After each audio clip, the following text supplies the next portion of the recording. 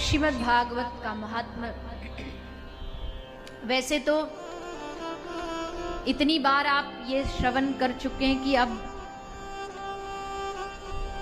उसके श्रवण की महिमा बताने की आपको आवश्यकता है नहीं।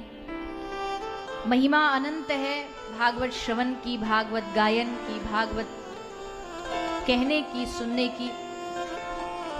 लेकिन भागवत में देखो, विशेषकर यहाँ जो हम कथा करते हैं, यहाँ हम कोई प्रसंगों की बाध्यता नहीं रखते। और जगह जब लोग अनुष्ठानिक कथा कराते हैं तो वह बाध्यता होती है कि ये सारे प्रसंग आने चाहिए। पर यहाँ जो हम कथा करते हैं, यहाँ कथा में कोई प्रसंगों की बाध्यता नहीं। जब जो स्मरण, जो याद आ जाए वही भगवान की जो भक्ति होती है ना, भक्ति में कोई नियम नहीं होता। भक्ति जहां जिस ओर बहने लगती है वो अपना रास्ता खुद बना लेती। शक्ति में नियम होते हैं, भक्ति और शक्ति में क्या भेद है? भागवत शक्ति का ग्रंथ नहीं है, भागवत भक्ति का ग्रंथ है। तो शक्ति में क्या होता है? शक्ति में प्रदर्शन होता है। कहते हैं ना शक्ति प्रदर्शन। भारत जब अपना शक्ति प्रदर्शन करता है, कोई भी देश अपना शक्ति को प्रदर्शन करना पड़ता है।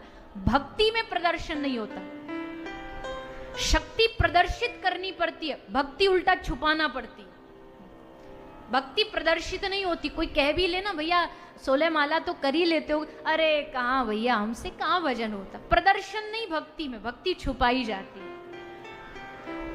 शक्ति की विजय तब है, शक्ति की जीत तब है जब तुम अपना शक्ति प्रदर्शन करके सामने वाले को झुका दो। और भक्ति की जीत तब है जब तुम भक्ति करके सामने वाले को नहीं बल्कि अपने आप को झुका दो।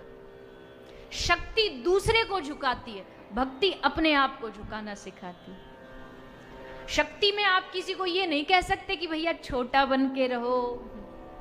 अब कोई आदमी युद्ध लड़ने जा रहा हो, सामने शत्रु खड़ा हो, आप उससे कहो नहीं भैया इनसे लड़ना नहीं, हथियार डाल दो और छोटे बन जाओ। ये उसकी हार है, ये शक्ति की हार है। शक्ति तभी जीतेगी जब सामने वाले को झुकाए। पर भक्ति कब जीतेगी? भक्ति तब जीतती है जब भक्ति में विनम्रता, जब छोटापन आ जाता है कि हाँ भैया हम छोटे, हम हारे, तुम जीते।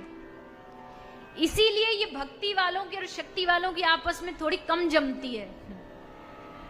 आजकल बाहर के जो लोग हैं ना, उनको भक्ति क्यों नहीं समझ आती? क्योंकि भक्ति वालों की चाल अलग होती है। वो कहीं तुम एक ऐसी मैंने सचमुच घटना सुनी है। एक महाराज जी थे, महाराज जी मतलब भक्त थे, वो गलती से सेना में भर्ती हो गए। अब भगत आदमी का सेना में क्या काम? मतलब वैसे तो अच्छा है, पर होता क्या, वो रोटी लेके जाते, वो भारत पाकिस्तान के बॉर्डर पे जाके बैठ जाते और रोटी खाने बैठते। पाकिस्तान वाले से पूछते भैया तू भी खाएगा? अरे छोड़ना, इधर आजा, काहे को लड़ना झगड़ना, आजा बैठ के रोटी चटनी संग खाते। अब वहां बंदूकें चल रही है और वो कहे नहीं हम तो माला करेंगे।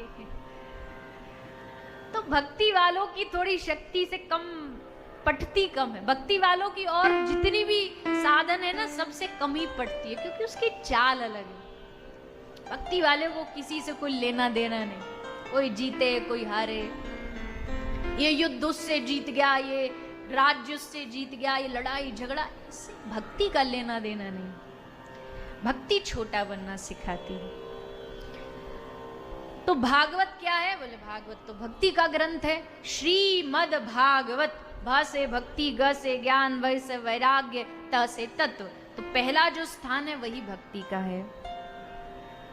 तो सच्चिदानंद रूपाय। अब इस भक्ति का मूल आकार क्या है? भक्ति भक्ति भक्ति ये तो हमने सुन लिया, पर इस भक्ति का कोई रूप भी तो होगा। बोले उसका आकार है सच्चिदानंद।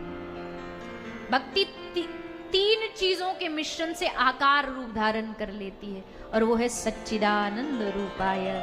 आनंद कंद भगवान, जिनकी शरण में बैठने से, जिनके आश्रय में जाने से हमारे जीवन में सच्चिदानंद का प्रागट्य हो जाता है।